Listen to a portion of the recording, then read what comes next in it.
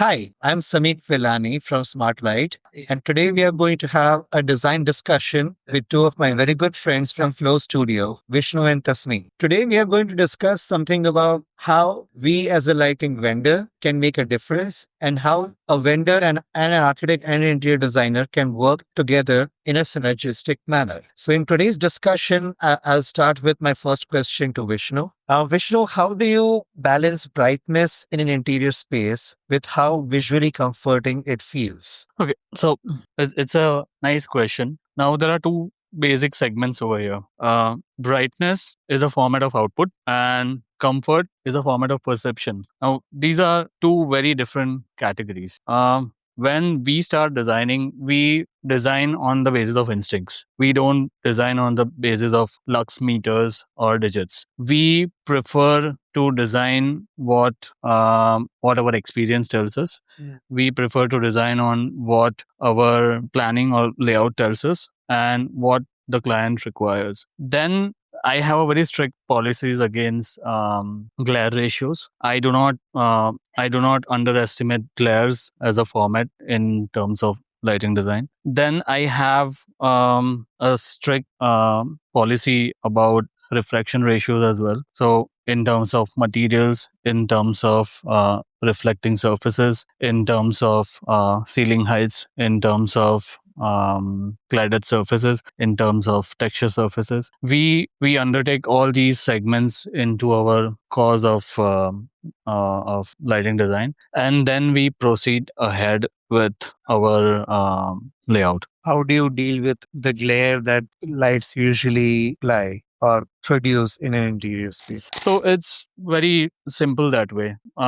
The lighter the environment, the darker the surfaces we have, and the brighter the environment, we do vice versa on that same ratio. So, if the space is brighter, you try to make the surfaces, either wall or floor, to be darker. Yeah, so we contrast the environment in order to reduce the refraction. The surfaces absorb the light more because, in the end, to have an environment which is balanced is what we aim to achieve. My next question is for Tasneem. Tasneem, when we initiate a project, many times we come on site to demonstrate lighting on site. Do you feel that your clients understand your design decisions better once the mockup is done? Yes, absolutely, every time. This is because, let's get real, clients really don't understand lighting until it's switched on. So, even in my past experience, when I was undertaking celebrity homes, a lot of decisions were changed after the mock-up was done. Because the minute the light comes on, the space actually breathes. It feels calmer, warmer, and it actually helps a client make decisions faster. So then it's no longer about the drawings and decisions because the queries almost instantly dissolve. So, Vishnu, in commercial and hospitality spaces, how does lighting really influence how people move around, how they pause, how they interact with the space, and essentially how they spend time in that space? We are venturing into a segment called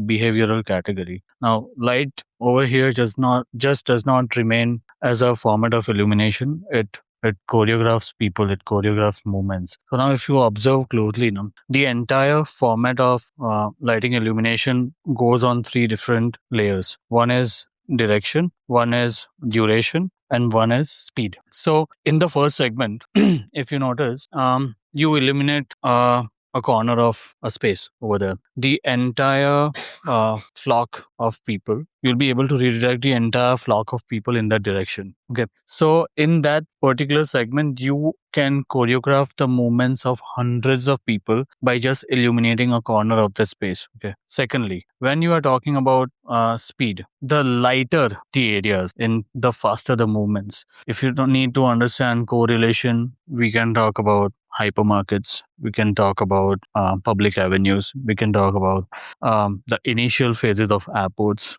Okay, they are very brightly lit, they are very directively lit. That regulates the movements of people in a more directive format rather than allowing the people to move at their own convenience. The moment I diffuse the layers of light over them, I encourage people to take pauses. I can encourage people to take halls where it is required to be.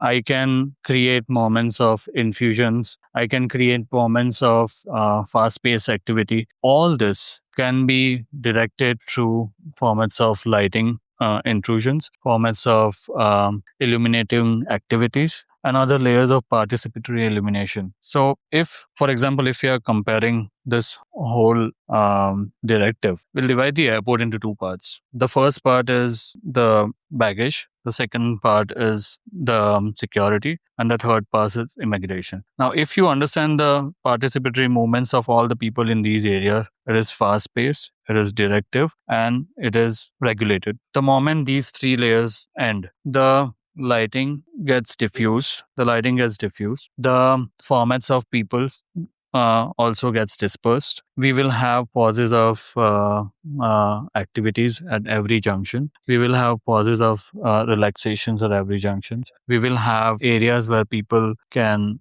pause and browse and shop. But the whole distribution of activities over here is not controlled by the layers of activities that the airport has designed. The light plays an equal amount of play over here, which helps people to relax in the later stages and which allows people to maintain the intensity in the earlier stages. Interesting. So, Vishnu, adding on to your previous answer, do you find that most of your clients ask for more light than you feel necessary? And if yes, how do you navigate about that discussion with them? So it's something that we undergo on a daily basis. It's always, and it's not something because they love brightness, but it's because they dislike darkness, and darkness comes under the format of getting undervalued. They relate to darkness as something which is not of value, something that does not scream premium, something that does not define stature. They do not understand that darkness has its own play in the format of lighting as well. And I don't blame them. It is coming from years of bad conditioning in terms of referring to overly lit up retail spaces, overly lit up office areas. For example, you have this small cubicle of 10 feet by 12 feet, and then you have this huge 12 feet LED panel lights, like one in every corner. So it is something that they've conditioned themselves to understanding that as a format of verified truth so much that they have related that to be the verifiable truth. So it's something where I don't blame them. It's going on for generations. It's almost like a cemented legacy. And in scenarios like this, I cannot argue with them. So how I particularly perform over here is I stop arguing. The moment I get questions like these or questions in the same format, I tell them, okay, let me demonstrate.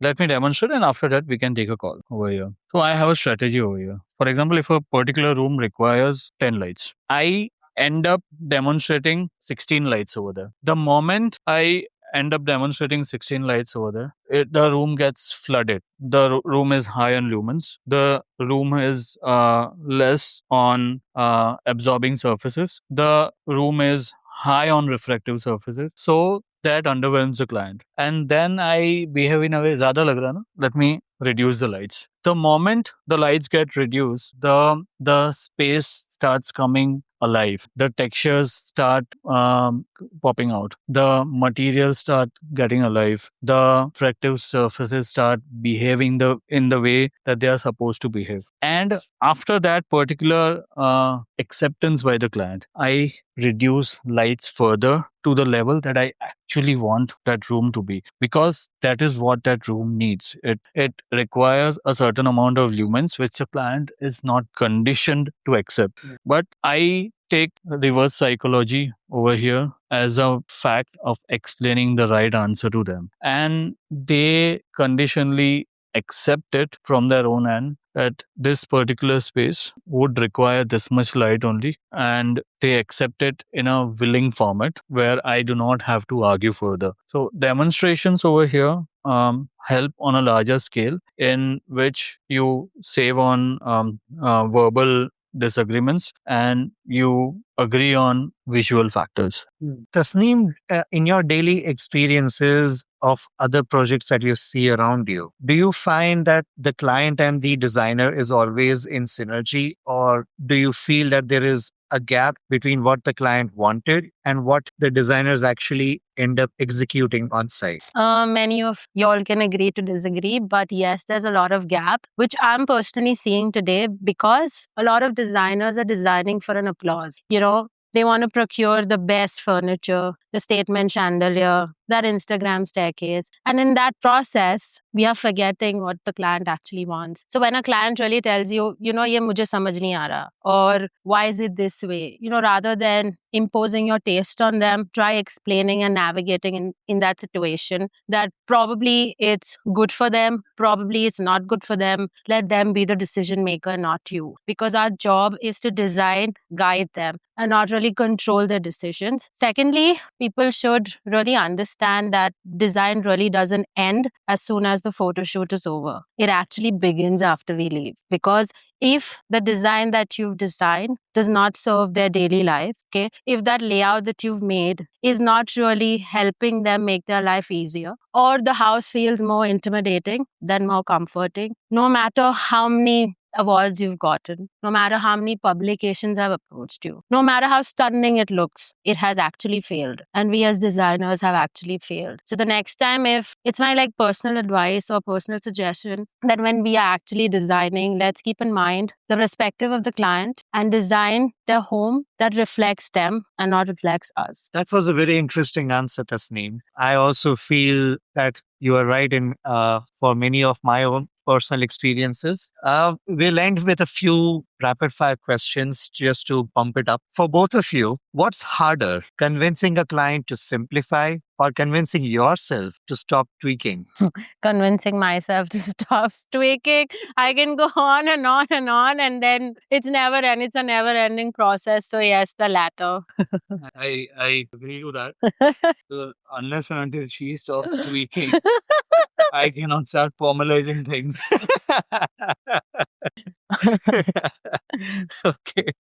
When a space you have poured yourself into gets used very differently than what you had imagined, do you laugh it off or quietly grieve about it? Quietly grieve about it.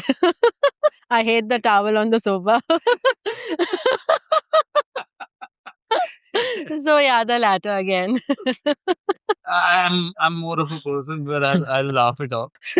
Just let it But go. she will not let it go.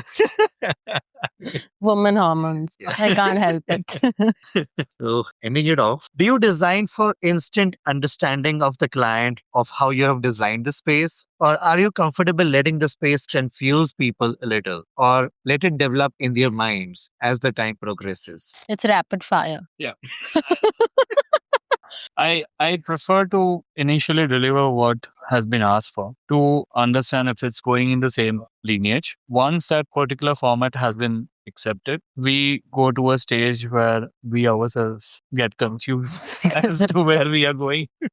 But yes, that stage eventually does come, and we refine the design to a level once we come into the same formwork in which the client has put his eyes on. ये rapid fire का क्या कर दिया इसने? What are your views? For me, I would love confusing people. I'm a complicated human, and I make life complicated. So yeah, I would still go with the latter. This was a great discussion that we have today. I hope you all enjoyed it. Thank you, Vishnu and Tasneem, for sharing your views. So today we spoke about how lighting plays a very key role in an interior space, how we achieve the dreams that a client has imagined for their own space, and how architects and interior designers should focus and should target the processes that are supposed to be followed to get to achieve the dream that was envisioned. Thank you so much.